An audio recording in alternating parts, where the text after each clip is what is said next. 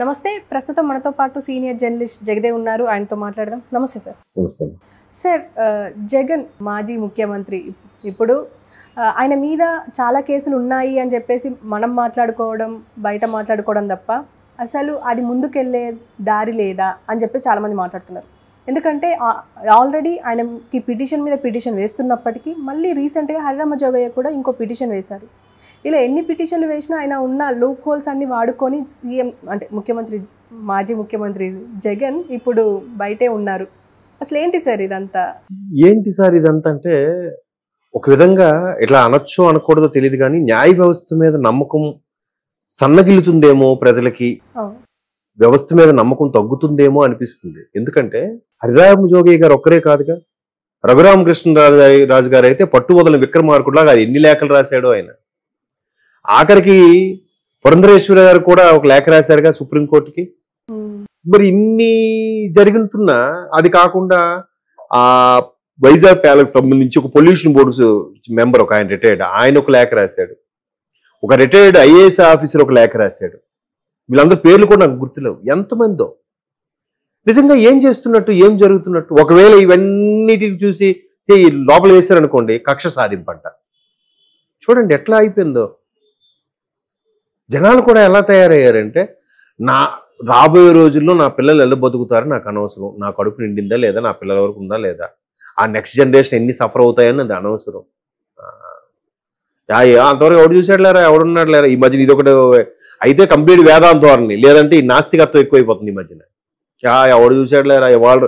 అది కాకుండా కొంతమంది మేధావులు కొన్ని సూక్తులు చెప్తుంటారు. ఈ రోజే నీది, రేపు నీది. అది దేనికి? ఉన్నంతసేపు స్మైల్తో ఉండు, సరదాగా గడుపురా, అంతేగాని ఇవాళ సర్వనాశనం చేసి రేపు వాళ్ళు కొంచొద్దని చెప్పలేవాడు. అలా తీసేసుకుంటున్నారు. ఇప్పుడు ఎలా ఉందంటమ్మా, నిదానమే ప్రధానం అంటే అర్థం ఏంటి? ఎక్కడైనా ట్రాఫిక్లు హెవీగా ఫాస్ట్గా వెళ్తే ప్రమాదం, స్లోగా వెళ్ళమని. దాని వెంటనే ఇంకోటి వచ్చి అంటాడు, మరి ఆలస్యం అమృతం విషయం అన్నారు కదా, మరి నిదానం వెళ్తే ఎట్లా అంటాడు. ఒరే, అది సందర్భానుసారంగా. ఇప్పుడు ఎక్కడైనా సరే సందర్భం బట్టి, ఆ పరిస్థితి సిచ్యువేషన్స్ బట్టి నిదానమే ప్రధానం తీసుకోవాలి. ఆలస్యం అమృతం విషయం. అది ఎవడో ఉన్నాడు, ఆడు చచ్చిపోతున్నాడు, ఆడు త్వరగా వెళ్ళి కాపాడాలి. లేదా ఆడికి ఇంజక్షన్ వేస్తే బతుకుతాడంటే అప్పుడు ఫాస్ట్గా వెళ్ళాలి. అప్పుడు కూడా నిదానమే ప్రధానం కాదు కదా. సందర్భానుసారంగా జంతువులకి మనిషికి ఉన్న విచక్షణ అదే కదా. మనకు ఒక మానవుడికే కదా అన్ని రకాల విచక్షణ ఉన్నది. ఇప్పుడు ఏతో కూడా చేస్తామంటున్నారు, అవి చేస్తే ఇంకన్ని విధ్వంసాలు చూడాలి, అది విషయం పక్కన పెడితే. మరి ఇన్ని రకాలుగా బాధ, నొప్పి, అన్ని రకాల భావజాలం ఉన్నది ఏకైక జీవి మానవుడే కదా. అది సందర్భానుసారంగా వెళ్ళాలి. కానీ దాన్ని మళ్ళీ ఈ నాస్తికత్వము, వితండవాదము, ఎక్కడ లేని ఓవర్ యాక్షన్, కొద్దిగా చదువుంటాడు ఏదో, దాన్ని పట్టుకొని ఎక్కడ ఇంప్లిమెంట్ చేస్తున్నాడు. ఆడి పూర్తిగా తెలియదు. పూర్తిగా తెలిస్తే ఇంప్లిమెంట్ చేయడు. ఎవరికి ఏది పూర్తిగా తెలియదమ్మా. చెప్పలేకపోతే ఏమిటి తెలుసు అంటారు, మిరేకిల్ రా. అప్పుడు ఏంట miracle? Could you explain? Describe చేయగలవా? చేయలేవు. బల్ దానికి మిరేకిల్ అంట. ఎందుకు అంటే నువ్వు పూర్తిగా చదువుకోలేదు, నీకు చెప్పిన అర్థం కాదు. దాన్నే వాళ్ళు దేవుడి పేరుతో చెప్పారు మన పూర్వీకులు. అలాగైనా చెప్తే వింటారో నమ్ముతారో అని. సో అట్లాగా అట్లాగా ప్రజలు కూడా ఎలా అయిపోయిందంటే, ఇన్ని రకాల కేసులు, ఇన్ని రకాలు ఉన్నప్పుడు అరే ఈయన్నేం ఎన్నుకుంటామని అప్పుడే థాట్ ఉండాలిగా. అది లేదుగా. ఇప్పుడు ఆయన మీద 38,000 కోట్లు ఈడీ జప్తు చేసింది. ఆ కేసు వేసింది లేకపోతే అలా చేపించింది చంద్రబాబు నాయుడు గారు కాదు కదా. అప్పుడు కూడా హరిరామ జోగయ్య గారు లాగే ఎర్రంనాయుడు గారు, కీర్తిశేషులు, మన ప్రస్తుత సెంట్రల్ మినిస్టర్ రామ్మోహన్ నాయుడు గారు తండ్రి గారు ఎర్రంనాయుడు గారు ఇట్లాంటి వ్యక్తులను ఎలా కేసులను ఎలా వదులుతారని చెప్పి ప్రశ్నించాడు. దానికి వీళ్ళు ఎలా చేశారు? చంద్రబాబు నాయుడే చేయించాడు అన్నట్టు చేశారు. చంద్రబాబు నాయుడు పార్టీలో మీరు ఉన్నారా? బయటకు వెళ్ళిపోయారా? చంద్రబాబు నాయుడు పార్టీతో విభేదించి మీరు బయటకు వచ్చి పార్టీ పెట్టారా? కాదు కదా.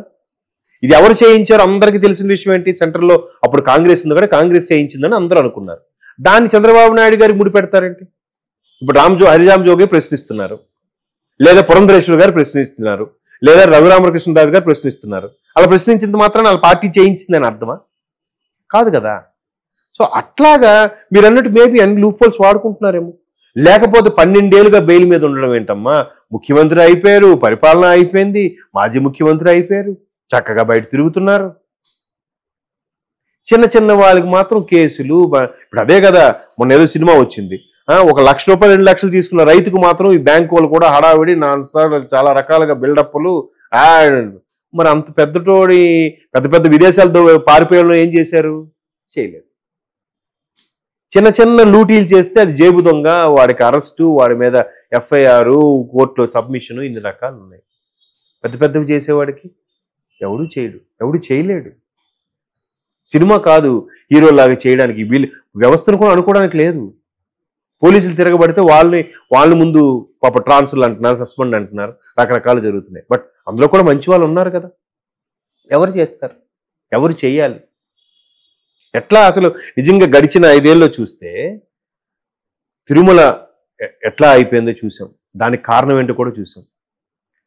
ప్రతి దగ్గర కూడా ఎవరు మాట్లాడడానికి లేదు, ఎవరు ప్రశ్నించడం లేదు, పర్సనల్ లైఫ్ల మీద మాట్లాడడం, విమర్శించడం, ఎవరు కేసు పెట్టడం లేదు.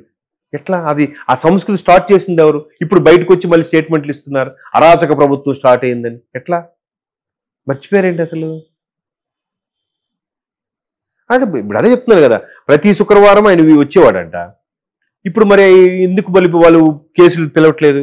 కొంతమంది ఏమంటున్నారు, న్యాయ వ్యవస్థను కూడా దాన్ని ఏమంటారు, మేనేజ్ చేస్తున్నారు అంటున్నారు. చూడండి, అసలు జ్యుడిషియరీ అనేది 4 స్టేట్లో ఫస్ట్ స్టేట్ జ్యుడిషియరీ, న్యాయ వ్యవస్థ. దాన్ని కూడా చేస్తున్నారంట. మొన్న ఫోన్ ట్యాపింగ్ వ్యవహారంలో కూడా ఒక న్యాయమూర్తి ఫోన్ కూడా ట్యాప్ చేశారంట.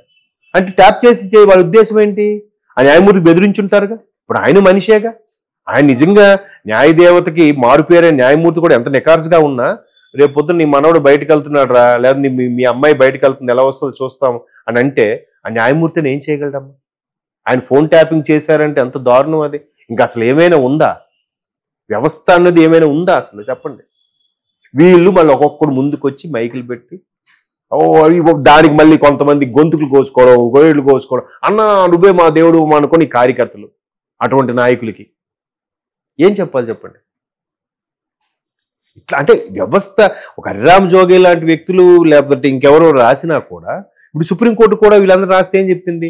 అసలు 12 ఏళ్ళుగా నాంచడం ఏంటయ్యా, మీరు ఏదో తేల్చండి, నాకు ఎక్స్ప్లెనేషన్ ఇవ్వండి అని అంటే హైకోర్టుకి సిబిఐ కోర్టుకి చెప్తే హైకోర్టు రెస్పాండ్ అవ్వగా సిబిఐ కోర్టు రెస్పాండ్ అయిందంట. ఏమని?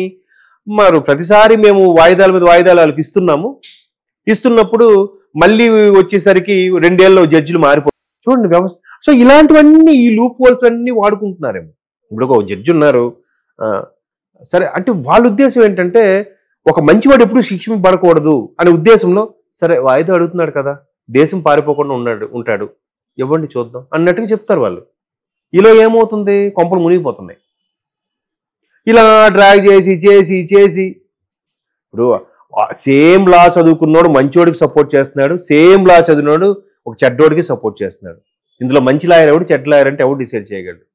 ఎవడు ఆత్మ నేను మా సార్కి చేస్తున్నాను అబ్బా, మళ్ళీ అందరూ ప్రమాణం చేసిన వాళ్ళే న్యాయ వ్యవస్థ మీద, లా పుస్తకాల మీద ఒట్టేసి చదువుకున్నోళ్ళే, కష్టపడి వచ్చినోడే, లాభం ఏంటి? ఠాగూర్ సినిమాలో క్లైమాక్స్లో ఉంటుంది, జడ్జి గారు అడుగుతారు, మీరు ఎంత జ్ఞానం ఉన్న వాళ్ళు ఇటువైపు ఎందుకు వెళ్ళారని అంటే అప్పుడు చెప్తాడు, ఒక 20 ఏళ్ల కిందట జూనియర్ లాయర్ దగ్గర జాయిన్ అవ్వడం కోసం 5,000 అడిగితే మీ నాన్నగారు ఇల్లు తాకట్టు పెట్టి ఇచ్చారు, మీరు ఇప్పుడు ఈ స్థానంలో ఉన్నారు సార్ జడ్జికి చెప్తాడు ఈయన. అంటే మరి కథే అదే నిజమే అయితే మరి ఆయన అలా చేసే ఉంటాడుగా. ఇప్పుడు ఈ సోకాల్డ్ ఎవరెవరికైతే కొంతమంది నేర చరిత్ర ఉన్న వాళ్ళకి వాదిస్తున్న లాయర్లే రేపు పొద్దున జడ్జిలుగా కూడా కూర్చుంటారు వెళ్ళి పైన. మరి వారు కరెక్ట్గా న్యాయం తీర్పిస్తారా ఇవ్వరా అని ఎవరు చెప్పగలరు? గత అనుభవాల ప్రకారం చూస్తే ఆయన కరెక్ట్గా ఇవ్వడని అనుకోవాలి, కానీ ఆ సీటు ప్రకారం చూస్తే ఆయనకి ఆ విచక్షణ లేకుండా కరెక్ట్గా తీర్పిస్తాడనే అనుకోవాలి. భ్రమించాలి, తప్పదు, ఆప్షన్స్ లేవు. కాబట్టి మనం ఎవరిని ఎంతమంది లేఖలు రాసి బేసి లూప్ హోల్స్ వాడుకున్నా ఏం చేసినా కూడా వ్యవస్థ అలా అయిపోయింది. దీనికి సింపుల్గా పెద్దలు చెప్పే మాట ఏంటంటే కలికాలం. అలా అని మనం ఈ టాపిక్ అక్కడ ముగించాలో తప్ప దీన్ని ఇంకా ప్రొలాంగ్ చేయొచ్చు, ఎంతసేపటి మాట్లాడచ్చు, అంతే కదమ్మా. అవి ఎవరెవరో లేఖలు రాసేంత వరకు వ్యవస్థ, న్యాయ వ్యవస్థ పనిచేయదా? వాళ్ళకి తెలియదా? ఇంత పుస్తకాలు ఉంటాయమ్మా, మనం ఎవరమ్మా? మనకు అసలు ఏమీ తెలియదు. మనం ప్రశ్నించగలమా? మనం అడగగలమా? పోనీ ప్రశ్నించిన మహానుభావులకి ఏమైనా ఎక్స్ప్లెనేషన్ ఇస్తారా? ఎవరు? మరి ఇంకెట్లా? నడవనివ్వండి అంతే. Okay sir, thank you.